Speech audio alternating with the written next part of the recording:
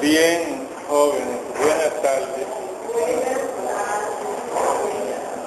Como ustedes tienen conocimiento, ya estamos en el tramo final de esta asignatura y tenemos en estudio el tema de la contabilidad para la inflación. La contabilidad para la inflación es una técnica de contabilidad que se utiliza por parte de las entidades económicas en época de alta inflación, o sea, donde los precios de los bienes y servicios varían en aumento, ¿verdad? Y no se paran. Y eso tiene un efecto importante en la economía de las personas, de las empresas y en la información financiera, que la información financiera está distorsionada porque los precios de los bienes y servicios, sus costos, varían, y de esa manera entonces los estados financieros de un periodo no están bien evaluados y no se pueden realizar análisis comparativos de estas informaciones que permitan tomar decisiones acertadas. Entonces aquí vamos a conocer, ¿verdad? Tener conocimiento de estas técnicas de contabilidad.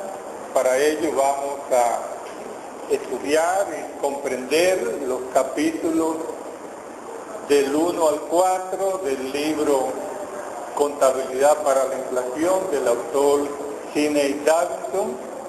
Vamos a estudiar también la NIC número 29, o sea, la norma internacional de contabilidad número 29, así como la sesión número 31 de la NIC para pymes, ¿verdad? Donde están las normas que se utilizan a nivel mundial para las empresas represar, o sea, para que los responsables de emitir las informaciones financieras en las empresas, pues utilicen esta normativa en la preparación y presentación de sus estados financieros o la reexpresión de esos estados financieros.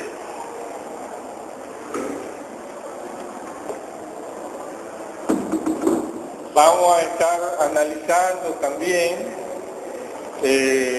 varios términos o conceptos considerados claves para entender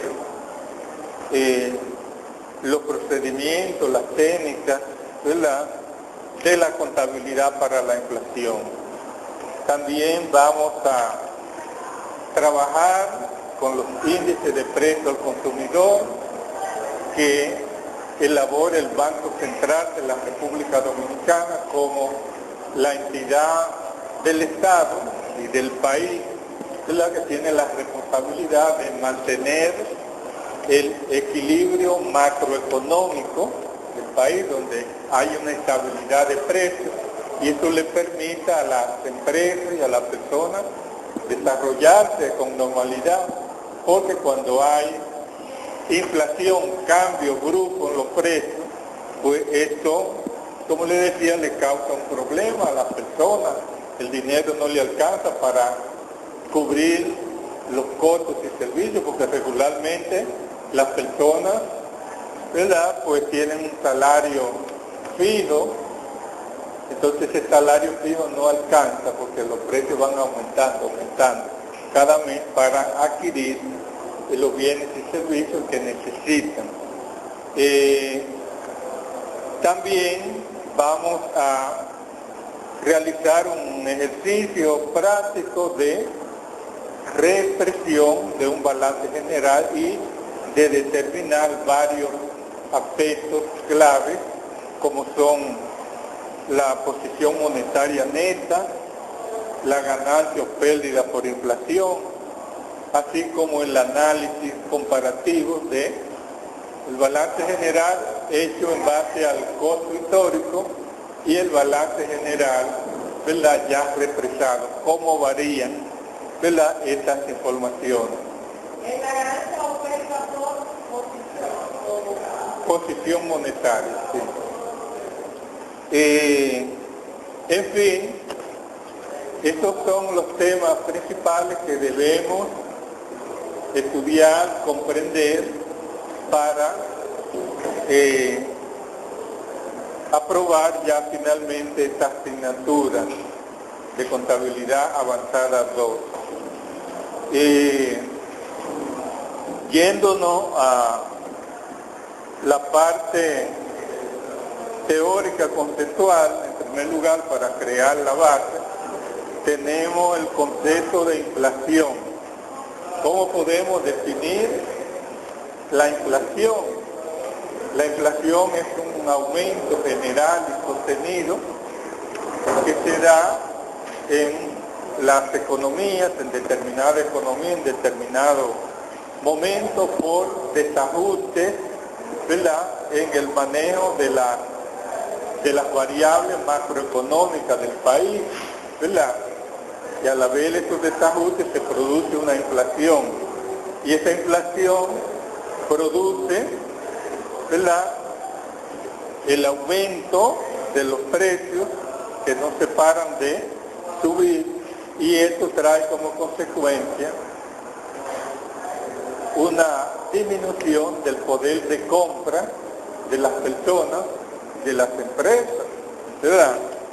Y de esta manera, pues, es necesario conocer este fenómeno económico. Aquí en República Dominicana, la inflación ha estado controlada desde hace varios años, a partir del año 2005, ¿verdad?, en adelante, pues ha ido bajando, y tenemos una inflación que no llega al 10%, ¿verdad?, de un solo dígito. Inclusive, en el año pasado, el año 2014, la inflación fue de menos del 2%, de acuerdo a los índices de precios del Banco Central, que le pedimos acá, como parte del trabajo, que ustedes obtengan esos índices de precios, lo analicen, lo comparen, determinen las variaciones, etc. Tipos de clasificación de la inflación.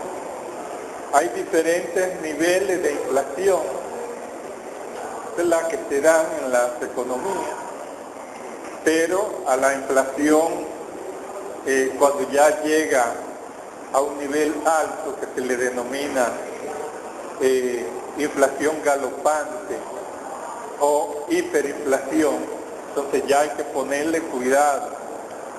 Cuidado por parte de las autoridades del país, las autoridades monetarias, y cuidado también en las empresas, en las decisiones que toman, y la necesidad de represar los estados financieros, porque cuando ya estamos en presencia de una hiperinflación, los estados financieros que producen la empresa, balance general, estado de resultados, estado de flujo excesivo, estado de cambio en el patrimonio neto, no son válidos ya presentarlos sin represar, porque los cambios en los precios son muy significativos, de un año a otro y hasta de un mes a otro, y por eso hay que represarlo. Dígame.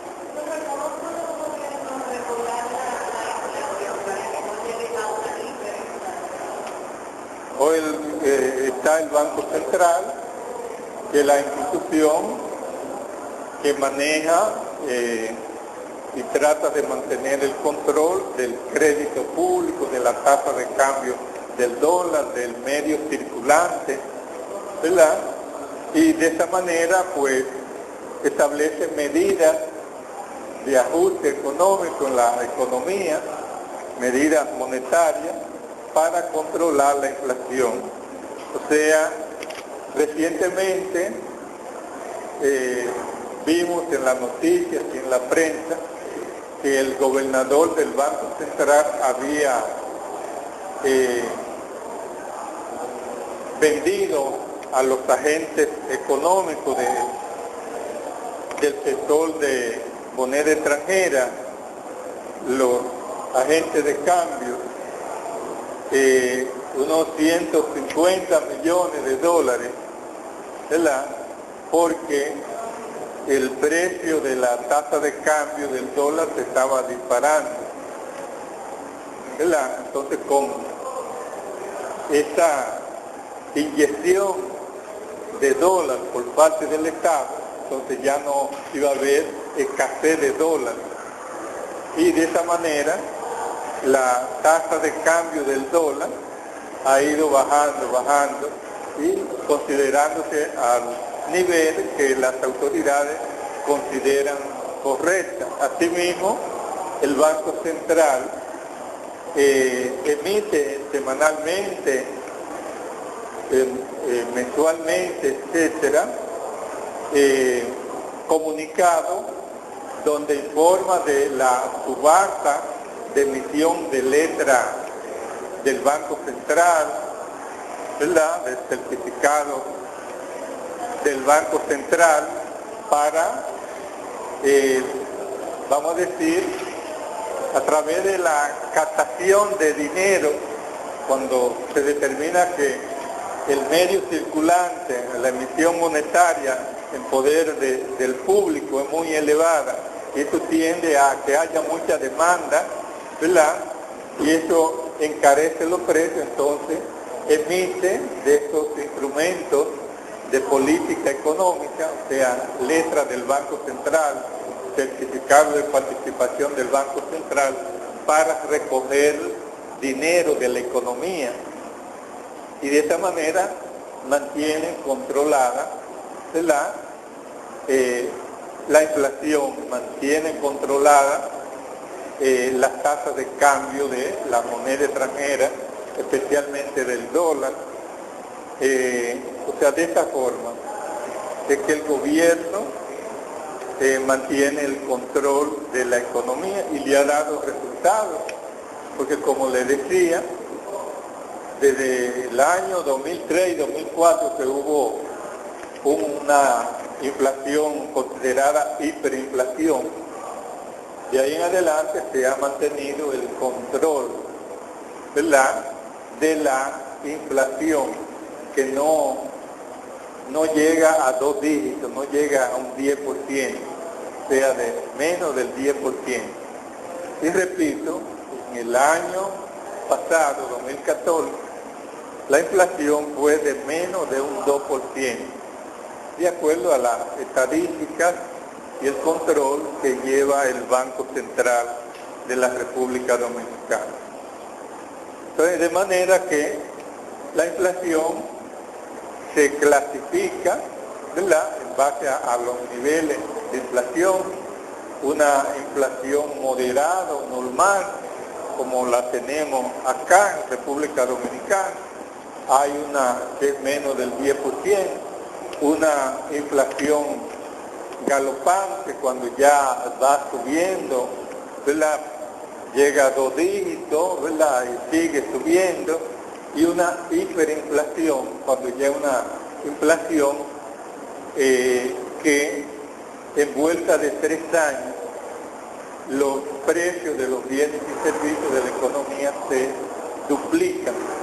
Y para duplicarse los precios en 3 años, nada más tiene que haber una inflación de un 33%, ¿verdad?, para llegar a un 100% de aumento en 3 años. Y ya se considera que esos niveles es una hiperinflación. Cuando hay hiperinflación, no deben presentarse estados financieros sin reexpresar. Reexpresar es expresar de nuevo, o sea, recalcular esos estados, hacerle los ajustes a las partidas que lo integran y hacerlo de nuevo para poder utilizar esa información con algún grado de confiabilidad por parte de los usuarios de la información financiera. Tenemos, ¿verdad?, en el proceso de reexpresión y ajustes de los estados financieros, que hay que hacer una clasificación de las partidas de los estados financieros en dos grandes grupos. Son partidas monetarias y partidas no monetarias.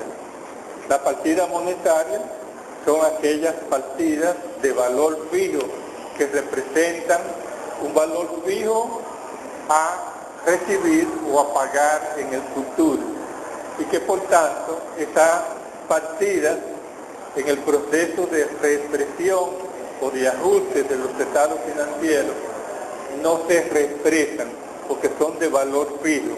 Pero ojo, ese valor fijo implica la tenencia de partidas de valor fijo o partidas monetarias de que originarían una ganancia o una pérdida para la empresa. Son ejemplos de partidas monetarias: el efectivo que posee la empresa, efectivo en caja y banco, las cuentas por cobrar, ¿verdad?, cualquier valor por cobrar, así como las cuentas por pagar. Son ejemplos de partidas de valor fijo. O sea, si yo tengo como empresa cuenta por cobrar por 1 millón, este es un valor fijo que yo tengo el derecho al cobro, que si me duran un año para pagarme esa cuenta por cobrar, pues el año siguiente que me lo paguen yo voy a recibir 1 millón.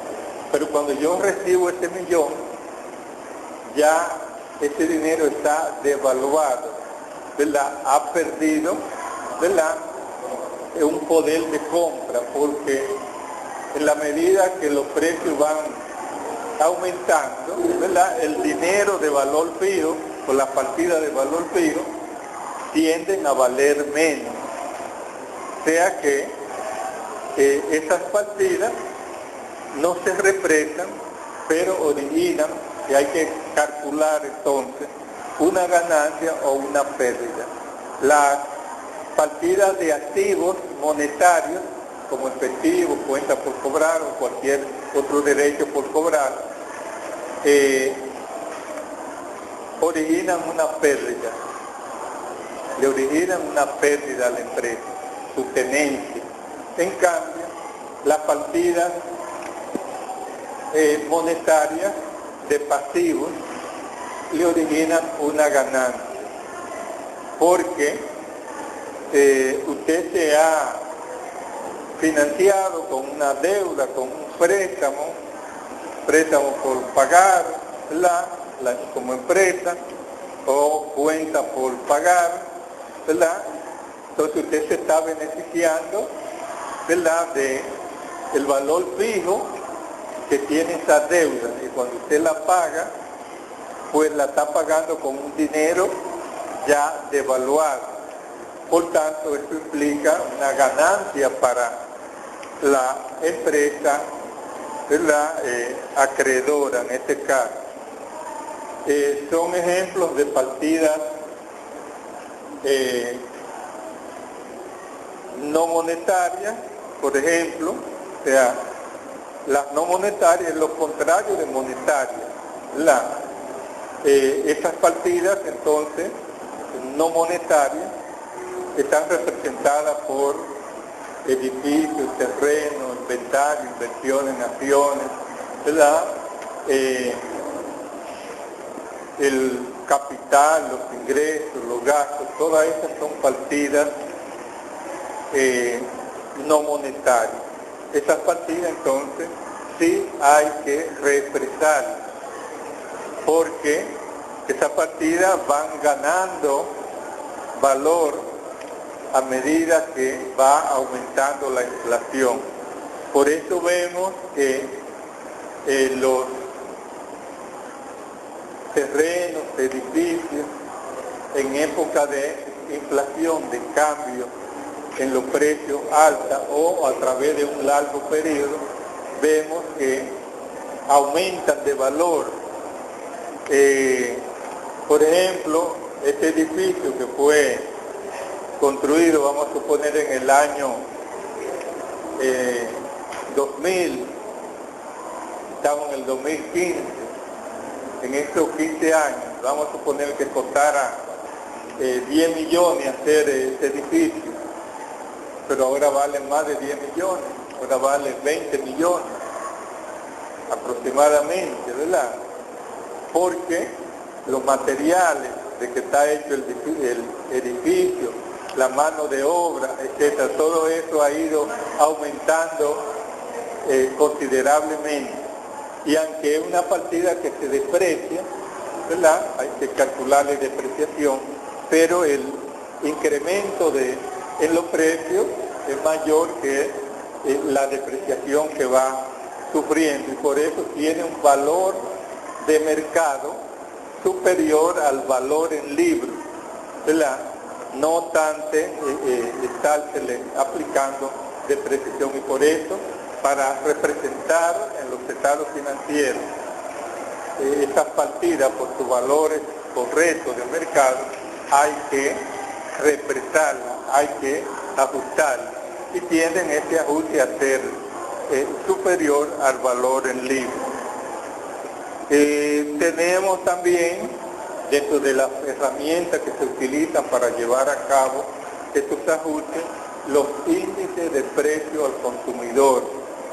Estos índices de precio lo calcula, como le indicaba, el Banco Central de la República Dominicana, que consiste en realizar un estudio mensual de cómo han variado, cómo varían los bienes y servicios que conforman la canasta familiar, y de esta manera, comparando los precios individuales de esos productos que conforman la canasta familiar en el periodo presente comparado con el periodo anterior, se determina si cuáles aumentaron, cuáles disminuyeron y en términos globales, si hubo un aumento neto, una disminución neta en el precio de esos bienes y servicios que conforman la canasta familiar.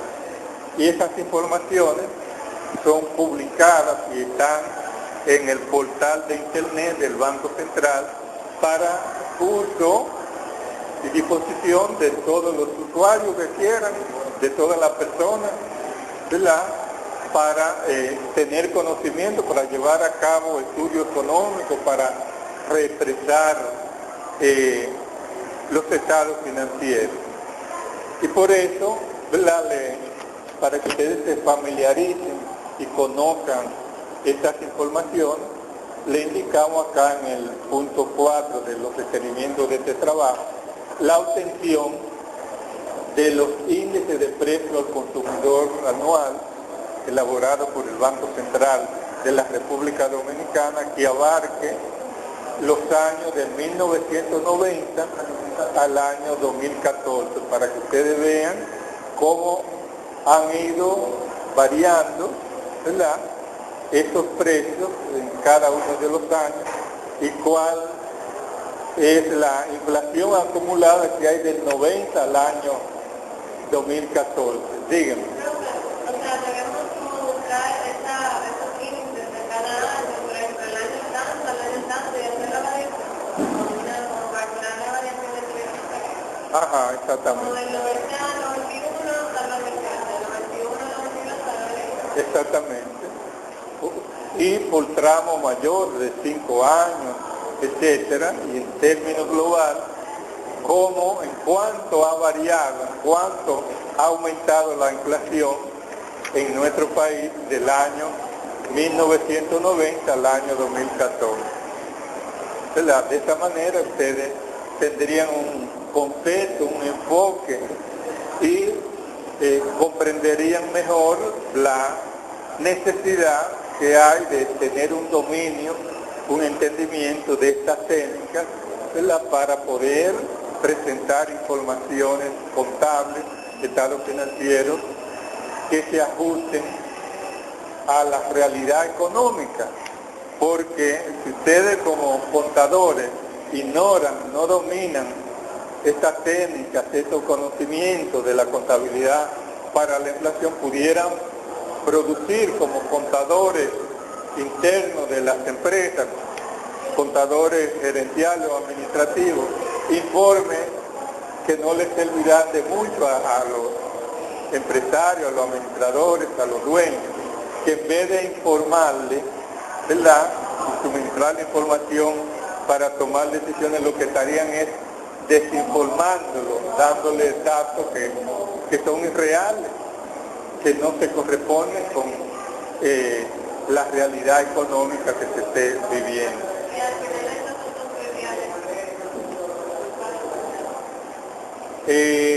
Tenemos, ¿verdad?, hay dos tipos de índices de precios especialmente, que son índices generales, aquí se denomina índices de precio al consumidor, y también están los índices específicos.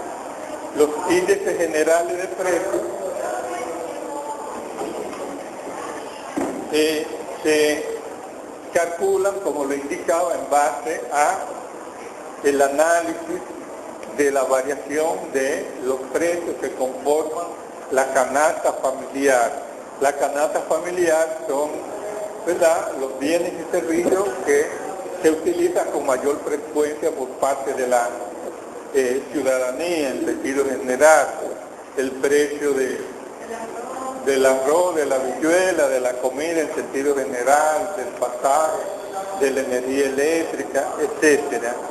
Entonces, en base al análisis de esta variación de los precios se determina el índice de inflación, si aumentó o disminuyó. En cambio, el índice de precio específico es el índice de precio de un artículo, de cada artículo en forma separada, porque esos artículos, los artículos en sentido general, puede uno variar mucho, otro variar poco, otro no variar, etcétera, durante determinado periodo.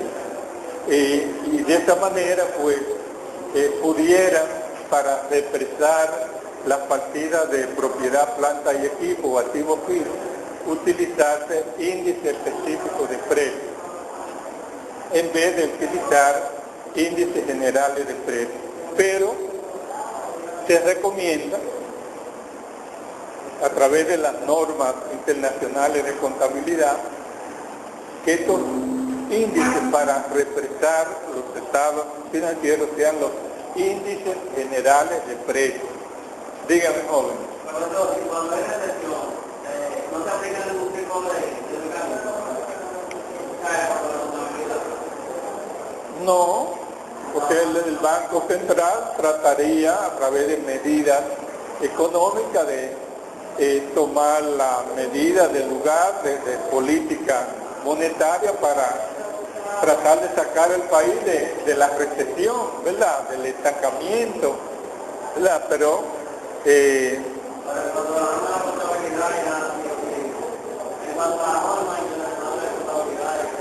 no, claro. Que yo sepa, no. O sea, es algo que hay que resolver a nivel económico, a nivel de las autoridades económicas, ¿verdad?, para sacar el país de la recesión, ¿verdad?, a través de medidas económicas.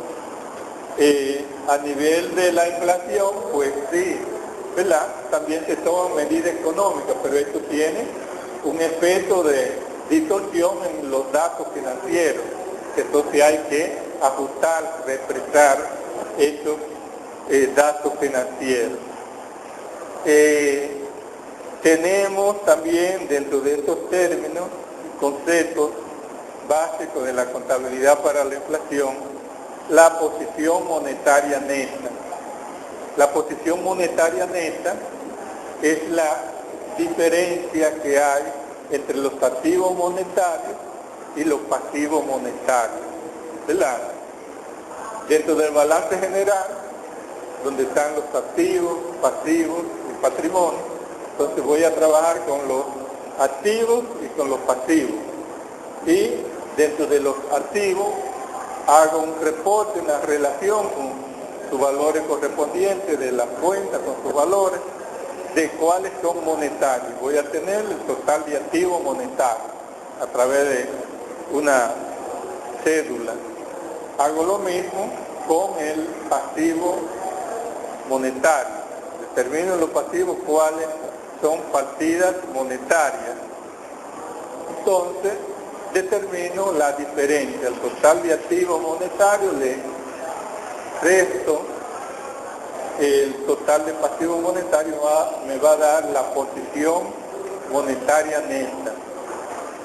Esa posición monetaria neta, entonces interpretándola, puede ser una posición monetaria neta positiva o negativa, que se le llama larga también y corta.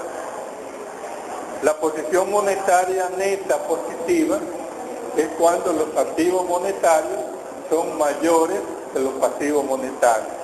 Y la posición monetaria negativa o corta es lo contrario, cuando los activos monetarios son menores que los pasivos monetarios. ¿Y para qué determinamos, analizamos, ¿verdad? Los activos monetarios y los pasivos monetarios para determinar la posición monetaria? Esto tiene mucha importancia en los análisis financieros que se hacen de la información financiera en época de inflación, porque cuando una empresa tiene una posición monetaria positiva o larga, esto le origina una pérdida por inflación, ¿verdad?, por tenencia de posición monetaria a la empresa. O sea que en época de inflación no debe tenerse posición monetaria larga o positiva, porque esos activos en exceso, vamos a decir, al punto de equilibrio, le originarían una pérdida. Como analizábamos ahorita, si yo tengo una cuenta por cobrar por 1 millón de pesos y me la pagan luego de un año, ¿verdad?, y en este año la inflación ha aumentado un 20%, eso quiere decir que yo he perdido el 20% de ese millón de pesos. Entonces la tenencia de posición monetaria positiva o larga, eso le origina pérdida a la empresa. En cambio, la posición monetaria corta, pasiva o negativa, le origina una ganancia, porque usted se está, como empresa, beneficiando de los recursos de los acreedores, ¿verdad?, de los prestamistas, ¿verdad?, de los proveedores, y que son partidas de valor fijo. Cuando ustedes lo paguen, ¿verdad?, lo va a pagar con un dinero que ha estado perdiendo valor. Entonces usted ha estado beneficiando como empresa con esa posición monetaria corta, ¿verdad?, que origina una ganancia económica, vamos a decir, una ganancia en la posición monetaria de la empresa. Y esa ganancia la vamos a determinar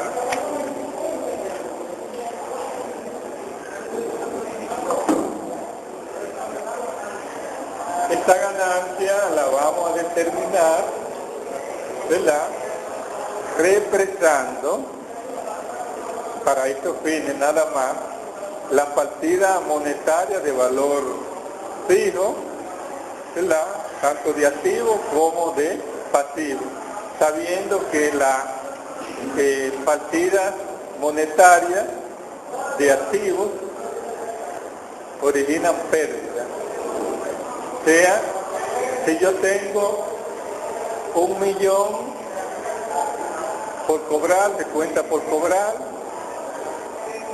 y mantengo esta partida por 1 año, y durante el año ha aumentado la inflación un 20%, ¿verdad?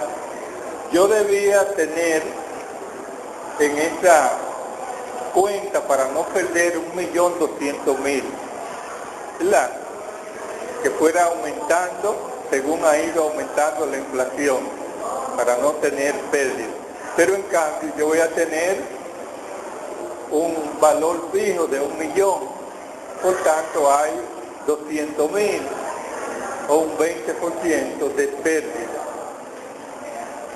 Y sucede lo contrario en las partidas de pasivos monetarios, o sea que le conviene a las empresas en época de inflación adquirir deuda, tener deuda, si haya quien le preste, ¿verdad?, pero no prestar usted como empresa, porque va a tener pérdida, va a sufrir pérdida por inflación. Tenemos también el factor de actualización o multiplicador. ¿Qué es eso del factor de actualización o multiplicador? Bueno, ahí vamos a trabajar con los índices de precios, ¿verdad?, con estos numeritos que calcula y publica el Banco Central. Entonces, en ese sentido, vamos a relacionar estos índices de precios, el índice de precios que tenemos, por ejemplo, en el año 2014, con el índice de precios del año 2013 o 2012 o 2010, ¿verdad?, para tener entonces un factor de multiplicación o actualización. Esos índices los construimos en base a la fecha que tengamos que refrescar partidas de activos no monetarios. O sea, si en el caso de este edificio, vamos a suponer que costó 10 millones de pesos construirlo en el año 2000, ¿verdad?, y queremos refrescar este edificio ahora al año 2014 para ver cuánto vale ahora en realidad. En ese sentido, entonces, lo que tenemos que buscar es el índice de precio al consumidor del año 2000 y el índice de precio al consumidor de ahora del año 2014. Y dividir el índice del año 2014 entre el índice del año 2000. Y ese factor que nos dé ese cálculo es el factor de actualización o multiplicador, que multiplicado por el costo de construcción, de adquisición, ¿verdad?, nos va a dar el valor que tiene ahora, el valor económico que tiene en la realidad ahora el año 2014. O sea que estos son, de esta manera se calculan los factores de actualización o multiplicadores, dividiendo siempre el índice del último año entre los índices de los años anteriores, y específicamente para represar un activo determinado, que tengamos la fecha de cuándo se adquirió, ¿verdad? Calculamos este índice dividiendo, repito, el índice del último año, del año 2014, entre el índice de la fecha en que se adquirió el bien.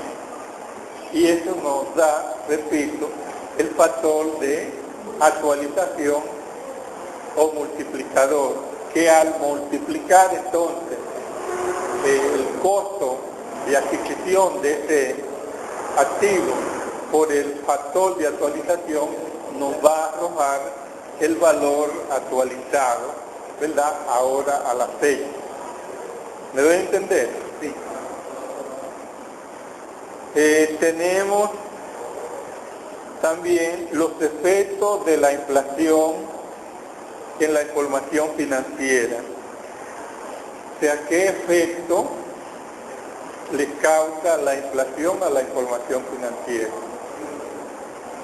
O sea, el efecto que distorsiona los datos financieros, las informaciones financieras, porque regularmente las partidas no monetarias, ¿verdad?, estarían que no representan su valor real económico en los estados financieros, y los registros contables que se hacen, por ejemplo, de los activos fijos, del costo de venta, de los inventarios, etcétera, no estarían correctos en los estados financieros. Por tanto, los estados financieros, sin represar, sin ajustar en una época de inflación, van a estar totalmente distorsionados.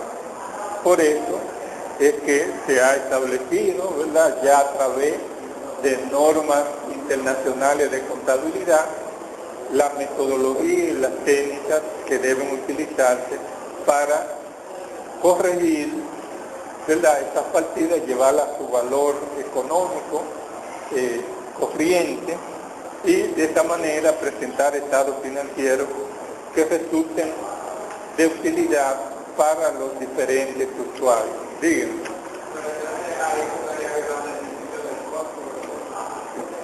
Sí, se estaría violando el principio del costo, pero ya prácticamente el principio del costo ha quedado medio desfasado. El principio del costo se utiliza para el registro inicial de la operación, pero ya para presentar la información en los estados financieros al término del periodo se utilizan otras bases de medición, ¿verdad? Por eso existen las bases de medición del costo histórico, ¿verdad? Está el costo corriente o valor corriente, está el valor neto de realización, está el valor razonable de mercado, ¿verdad?, está el valor presente, entre otros. O sea que prácticamente el costo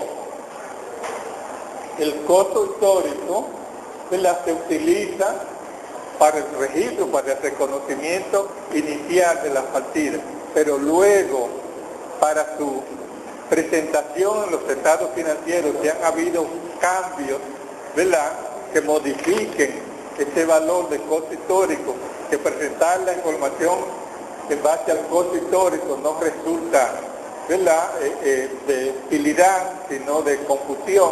Entonces se utilizan otras bases de medición, no el costo histórico, ¿verdad?, sino el costo represado, en este caso ajustado a través de los índices de precios al consumidor, y el valor razonable de mercado, ¿verdad?, cuánto cuesta en el mercado ese bien que tú tienes este edificio registrado por 10 millones, menos la depreciación de 2 millones, el valor en libros serían 8 millones, pero ¿cuánto cuesta en realidad en el mercado este edificio ahora? A 20 millones. ¿Es mejor dar 8 millones como información en los estados financieros o dar la información de 20 millones? ¿Verdad? Vamos entonces a utilizar la información de una manera correcta, inteligente, y que esos datos nos puedan servir para tomar decisiones, porque en base al costo histórico, ¿verdad?, estamos suministrando un dato que no se corresponde con la realidad. Díganme.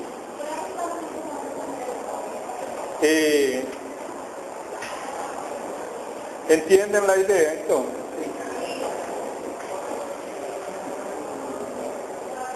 Hay diferentes métodos para represar la información financiera, los estados financieros. Está el método de ajuste al nivel general de precios, que es un método que consiste en clasificar las partidas del estado financiero en partidas monetarias y partidas no monetarias, y utilizar entonces los índices de precios para construir los factores de actualización, y con esos factores de actualización represar las partidas no monetarias.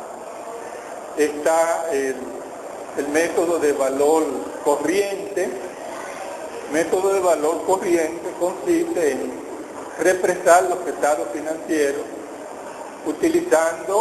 realizando las investigaciones del lugar del valor que tienen estos activos que usted quiere represar o esas partidas en el mercado ahora, y utilizar esa información del mercado para sustituir su dato de costo histórico por esos valores del mercado, ¿verdad? Pero el método que tiene aplicación mundial es el método de ajuste al nivel general de precios, que está previsto en la NIC número 29 y la sesión número 31 de la NIC para la PYME.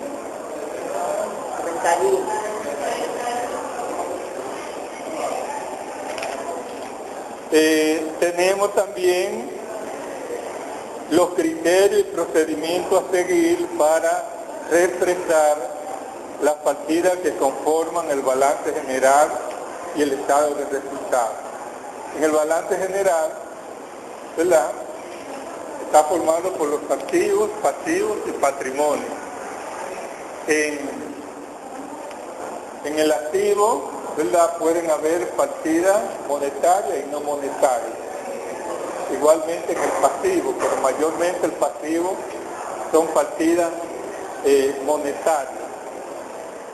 Los activos, el inventario, ¿verdad?, es no monetario.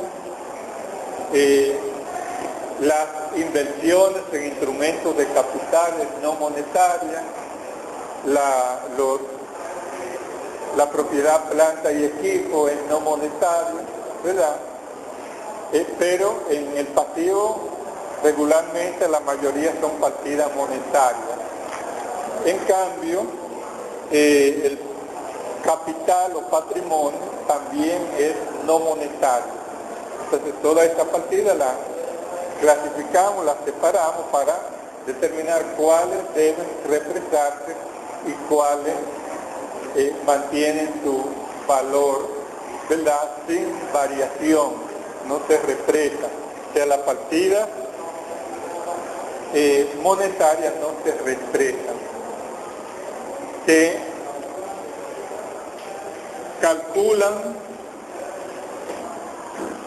calcula la ganancia o pérdida que puede originar esas partidas para presentar esto como un renglón del estado de resultados, pero no para presentarla en los estados financieros represados. En lo que tiene que ver con el estado de resultados, todas las partidas del estado de resultados son no monetarias, todas se represan. Y la vamos a represar entonces haciendo uso de los índices de precio al consumidor. En el balance general, la mayoría de las partidas pues son partidas que se originan en el mismo año, con excepción de la depreciación, ¿verdad? Y cualquier otra partida que venga, la base de cálculo venga de años anteriores. Después, los gastos generales y administrativos, los gastos de venta, son partidas que se han originado dentro del mismo año. Por tanto, el índice de precio, el factor de actualización, pues va a ser dentro del mismo año, ¿verdad?, que debemos tomar esta información. En cambio, en las partidas del balance general pueden haber partidas que vengan de varios años atrás, como es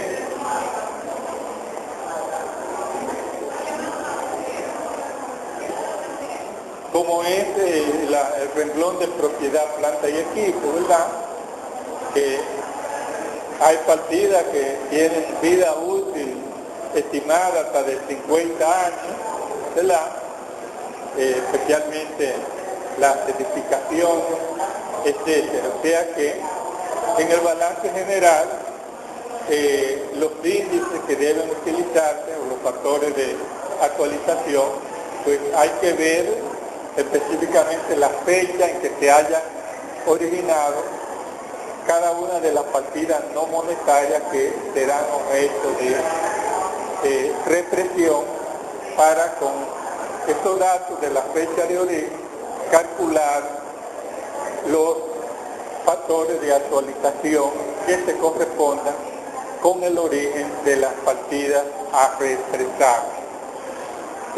A grosso modo, esos son los aspectos claves, los conceptos fundamentales que ustedes deben entender en los capítulos del 1 al 4 del libro. Se explican y se presentan ejemplos, ¿verdad?, de cómo represar estas partidas, cómo construir o formar los factores de actualización, etcétera.